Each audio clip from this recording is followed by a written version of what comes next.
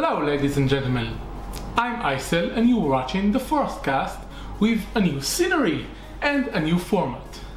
For a long time I've considered different formats for the FrostCast, which was supposed to be a hybrid podcast video log kind of thing, which would cover news topics and games I'm playing and so forth. But the format I wanted to do was kind of high maintenance, required a lot of production time, and eventually I didn't do any of it.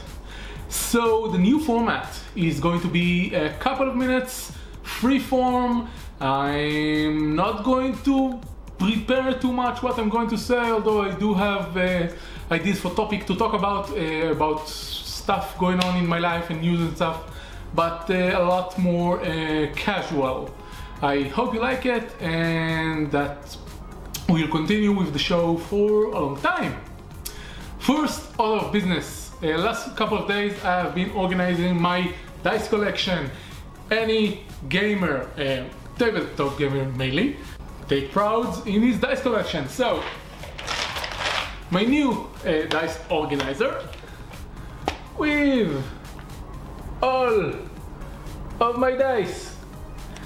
There's about 20 sets in here, most of them from a product called Wiz Dice, which is a big bag of dice from Amazon.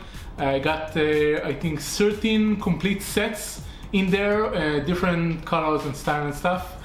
All regular D&D dice sets, D4, D6, D10, D20, etc. Besides that, I have a Star Wars role-playing game dice set, which look a bit different. They are of the same shapes, but have all those symbols on them. I will put links to all of those in the description. I also have a couple of regular six-sided dice with pips on them instead of numbers, and a set of 10d10s, because White Wolf Games early 2000-ish, which I played, required a lot of d10s. I also made this little thing, which is a dice tray.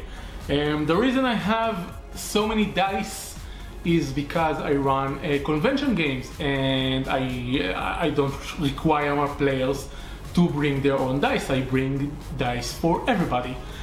But dice tend to get lost at convention games, so I made the dice tray, which hopefully, if people remember to roll inside the tray, the dice won't get lost. It was very cheap, standard wood frame. The bottom line of this is vinyl foam to make it a bit more soft, squishy, to soften even more the impact of the dice. Then there is felt all around it, nice and comfortable. I put these little leg thingies on the bottom so it won't scratch any delicate surfaces.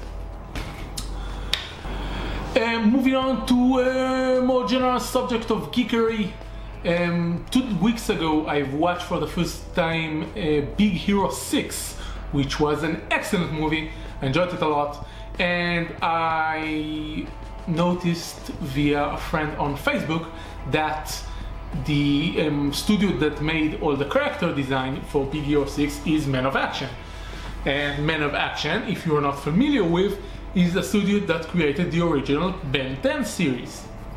Ben 10 is a cartoon series about a kid who is 10-year-old and gets an alien watch, which let him transform into 10 different forms of aliens. Essentially, it's a superhero show. It became even more of a superhero show in the sequel series, Alien Force and Ultimate Alien. Now, the original show is excellent. Don't think that just because it's an animation on Cartoon Network, it's just for kids. if you love superhero genre and action and all kinds of weird, wacky alien stuff, you will enjoy it. But Alien Force, the sequel, I didn't enjoy quite as much, mainly because they kind of messed up a lot of the good things that the original series had. I won't get into this now because I wrote a blog post about it.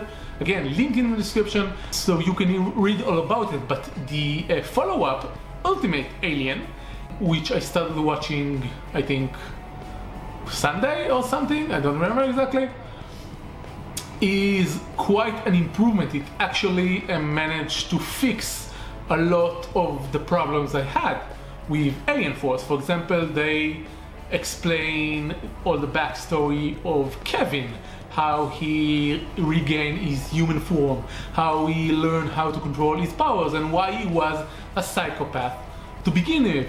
So I wish they put all of those details in the Alien Force series, because for 4 seasons we didn't get any kind of explanation of what happened between the original series and Alien Force, and it drove me crazy.